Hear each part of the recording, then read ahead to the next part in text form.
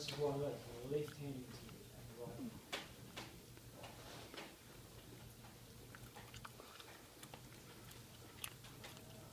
Now these notes, these are actually quite old. This is from version 10, I think.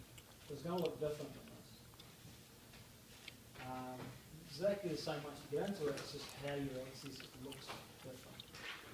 So, and where you put the templates is in a different place. So now, okay, there are your panels. Now what you're going to do is you're going to insert something into this. You're going to insert the template that you've made. Right? So, see you've got type. On the left-hand NTF modifiers, you type, double-click in that first box at the top. Now these are the options. So if you just walk right on fixed, those are the options. So if you walk right on insert, don't click anything, just walk right. Now what that's saying is you can insert a string. You can make one up in relation to the template. You can just make one up anyway. There's an insert absolute. You can put a string in that's in relation to nothing and then just start to build something. Insert a string, which is a string of something. Insert fixed template. So we've just made a fixed template. We made a fixed portion, but we also had a variable cut. So the next one is insert full template. So this is where you actually put things in. This is how it reads it. It's going to search and find it and then attach it using the function. So, and this is really, you know, if you have a look inside this, this gives you remove absolute, you can remove things, you can trim certain elements, you can modify links. Now I'll just have a look at this. These are modifiers.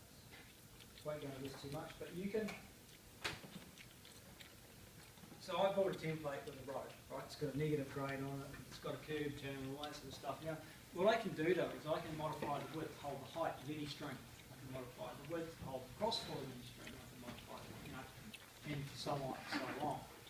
So you can change anything in that template to create a bus bay, to drop the curve, to widen the road, to narrow the road, to tell it to go to another string. You've got that ability to do that. This is one of the only packages that actually does this. Those are the modifiers.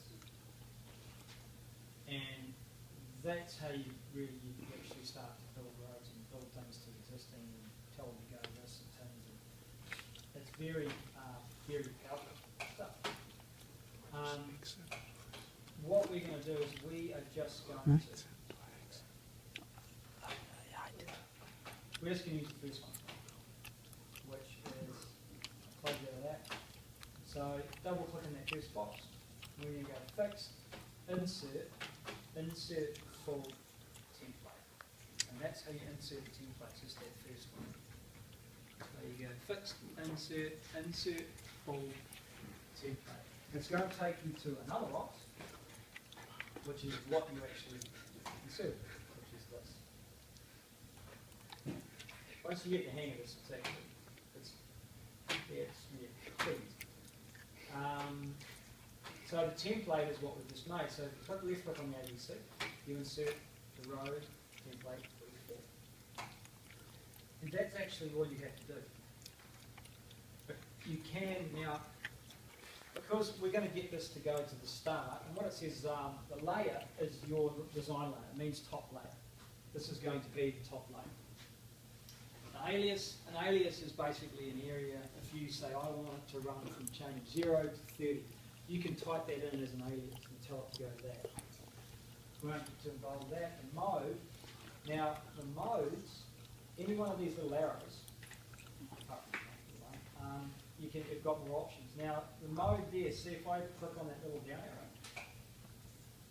I don't actually have, by default it says I'm going to start at the reference. The reference is your super line. That's what you're building. It's always the reference because it's the reference string. That's why you've made a super line because you can't attach normally to any other string. That's why super line is handy. So it says typed. Typed means you just simply type it into the chain. It could be 0, it could be 50. And what it will do is it will only start the template at chainage 50. or whatever you type in. That's type.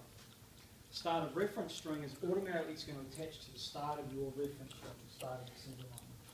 The end of reference string is the same thing, it's going to go to the end.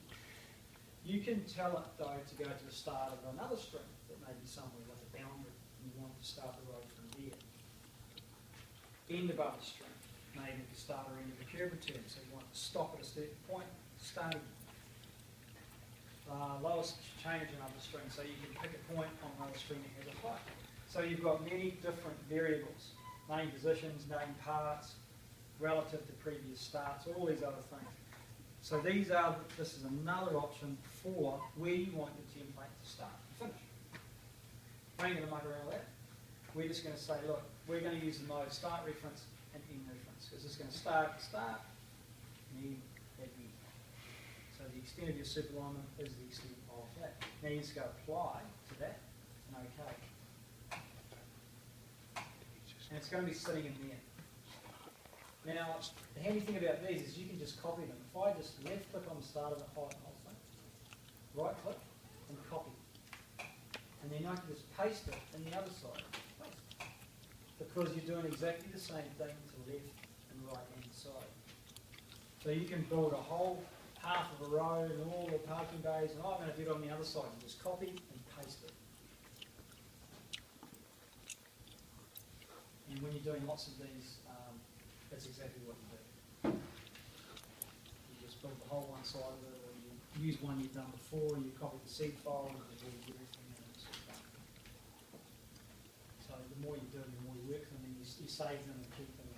So, but one thing you must do is go apply to both sides.